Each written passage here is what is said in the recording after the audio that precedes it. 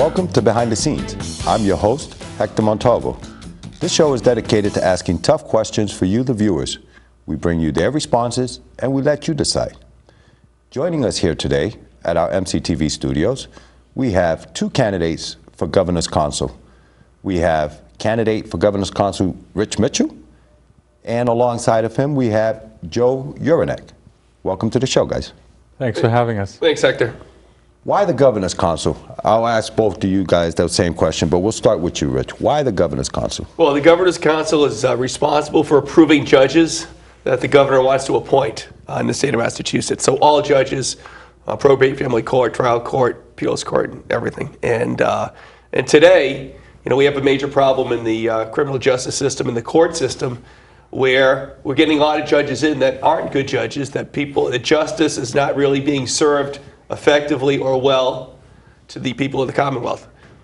So. And Joe, why the Governor's Council? We'll get back to that specific, but why the Governor's Council for you, sir? Well, I second everything that Rich just said. There's a big problem in the courts right now, and for myself, I became involved in the Governor's Council because I saw how badly men and fathers are being treated in the courts. The problem starts, of course, with the legislature and the laws they pass, but in the courts, judges have a lot of discretion as to how they will implement the laws passed by the legislature. If they're going to enforce laws that are unjust and put men in prison and take children away from their parents, there's something wrong with that judge if he doesn't step back and say due process is not being served. So I started going to the Governor's Council a couple of years ago to monitor how they were approving these individuals who eventually would become a judge, and I was simply astounded at the lack of thorough vetting and investigation of the people who are becoming judges in the state. It really is a process that needs to be totally reformed. How does someone become a judge in the Commonwealth of Massachusetts, besides going to that particular Governor's Council? So the process is you start with filling out a form. So if you want to become a judge, then you fill out a form, and there's a JNC, the Judicial Nominating Committee, that the governor puts into place. And then once you fill out the report, you're interviewed by a subsection of the JNC in your region. They go through your background, talk to you, and then nominate you or not to the greater membership of the Judicial Nominating Committee. And then they'll take a vote on you and either recommend you to the governor or not. Who's made up of this committee? Is it the people, the public, or? No, not at all. If I may jump in here, the JNC was first formed by executive order by Michael Dukakis in 1976. At that time, he had a pretty good executive order. It was only 2 pages. Now it runs after succeeding governors have changed and revised it. It's up to perhaps 25 pages. But Mike Dukakis did a very good thing when he instituted the Judicial Nominating Committee. He limited the number of lawyers on the then 11-member body to less than half. So a minority of the JNC could only be lawyers, but the majority had to be regular citizens. Now it's all lawyers, 100% lawyers, and it's 21 or 23 individuals who are on the JNC.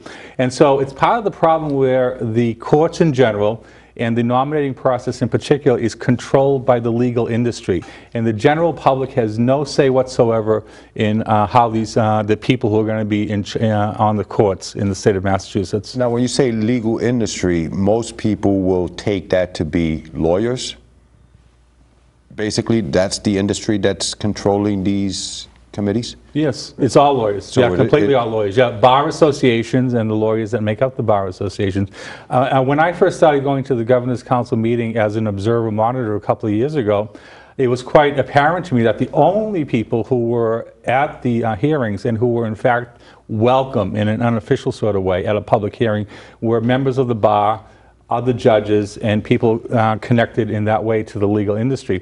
The general public did not, by and large, go to these meetings. Since then, I think that the efforts by the Fatherhood Coalition and people like Rich in his efforts have encouraged more of the general public to attend the meetings. But the problem is the process is still secretive. In other words, people who are becoming judges fill out an application, as Rich mentioned, but none of that information is available until after the vote is taken. So we can't really examine these people, their backgrounds, and what they may or may not do as a judge until they're already confirmed. Once they're confirmed, they're on there for life. So the whole process needs serious revision. So with both of you running for for governor's council, what plans do you have to change or reform the way it's operating now? Well, to start, we really need people that, we're going to ask more detailed questions. We're going to delve deeper into making sure that there is not only no conflicts or interest or bias in lawyers coming up to be judges, perceived or real. So right now it's really an old boy network. All of the lawyers that are out there, well, just for example, a couple weeks ago we were at a hearing, a contentious hearing for a person named David Aptaker, who was coming up before the Governor's Council, and he had misrepresented and not listed a couple donations he made to disgraced political candidates. He brought in 50 members of the legal community to support him and testify him. When you really look at that, all of those lawyers, if he becomes a judge, are eventually going to appear before him.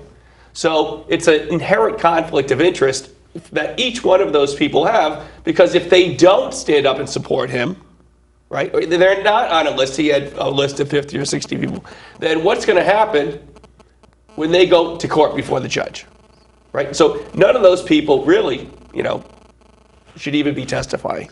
So, neither Joe nor I are lawyers.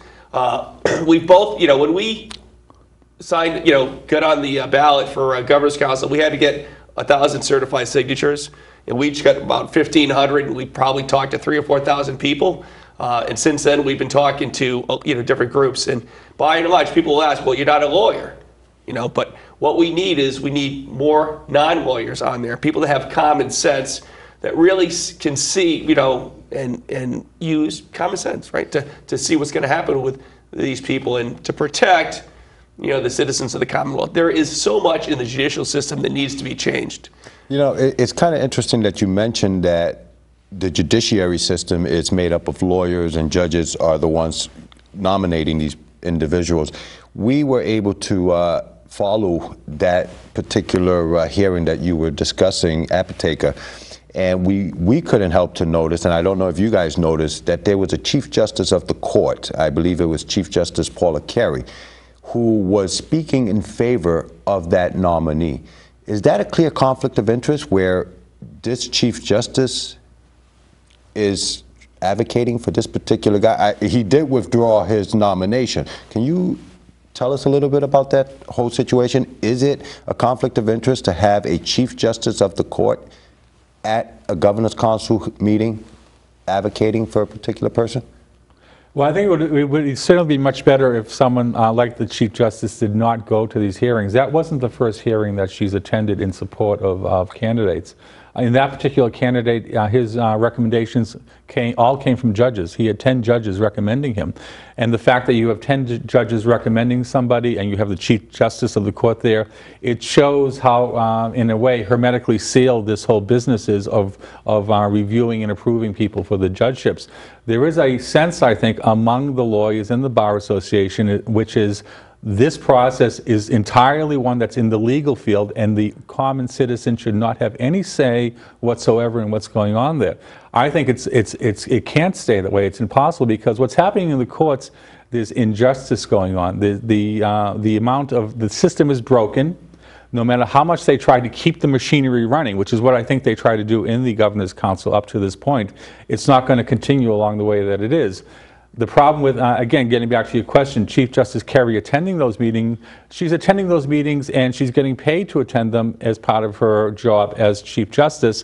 Some might question, why is she getting paid to attend a hearing in support of somebody who's going for a judgeship? So in that way, there's a conflict or a problem there. And Chief Justice is paid by taxpayers' dollars, correct? Well, yeah, all the courts come from the taxpayers' dollars. So basically, yeah, right? There is a conflict. I would tend to believe that there is a conflict of interest. Right. But if I may, Hector, if I just may point out, Rich is here and he's running in District 2. which is Natick, Framingham, down towards the Attleboro area. And I'm running in District 1, which is all of southeastern Massachusetts and the Cape and the Islands. And there's a third candidate, Mike Franco, who's running in District 8, which is western Massachusetts. Now, the three of us are running because we felt very strongly that, again, the way that families, in particular men and fathers, are being treated in the courts is completely wrong. And the machinery is just chugging along as if there's no problem, as if there are blinders on, living in a twilight zone. There needs to be real change. And those are the three candidates that we hope people will support in the election. As part of Governor's Council, what type of control do you have to make sure that judges are well qualified to serve on the bench? What steps would you take to ensure that those process and the peoples that are paying these particular people are protected, to make sure that they are going to get a judge that's going to protect due process, the rights to be equal, civil rights violations? Well, I think one of the things is just to delve into the background a little bit more and look more at the types of, well, in one way is to look at the types of clients that the lawyer bring on. If they only bring on men, or if they only bring on women, or if they only represent certain subsections of the community while they're practicing as a lawyer, does that then give you a good feeling about that they will be unbiased when they are a judge and they have complete control and authority over the people in the courtroom? Right? I don't think it does. And I do not think that they are looking at that one specific issue. I think is a very, very big issue. Right? Once you're a judge, you're sitting on that bench, you have complete control over what happens to the people that are in your courtroom. You can, and there are some good judges out there, but there also are a lot of bad judges out there. And there are judges that do not follow the law. And there is no consequence. They have judicial immunity. They can do anything they want on the bench and pretty much get away with it, right? So judges do have immunity in the Commonwealth of Massachusetts? They do. Yes, yeah. Right. If I might just add something to what Rich just said, which is I think even if someone is a capable person, very well intentioned, and has all the right skills to be a judge when he or she is first appointed, the problem is they're there for life. As a counselor, I would ask the nominees who are appearing and applying to be judges to voluntarily commit to have a term limit on their time as a judge. We can't do it officially because there's a constitutional acceptance of life tenure for judges. But I think that any person, no matter what job you do in life, it gets tiring. It wears on people, and to have, particularly in probate court, where you have a conveyor belt of misery going before you every day, you just know that the people who are sitting as a judge in those situations are not going to be looking at the individuals with fresh eyes day after day.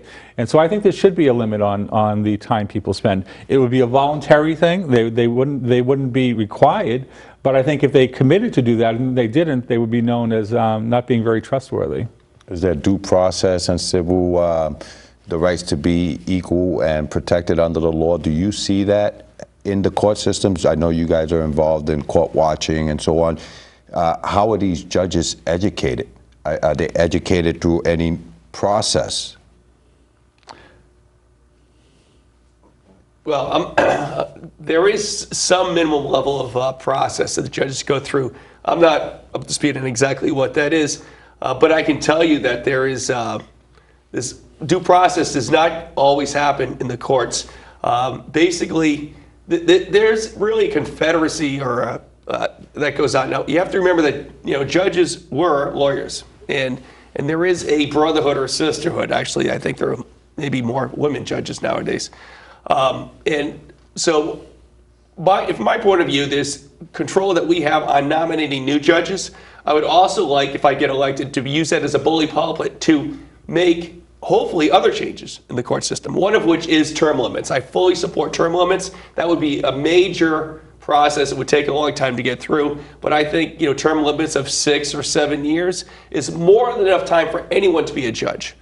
And I agree with Joe, especially the burnout that happens. And when you have complete authority and complete power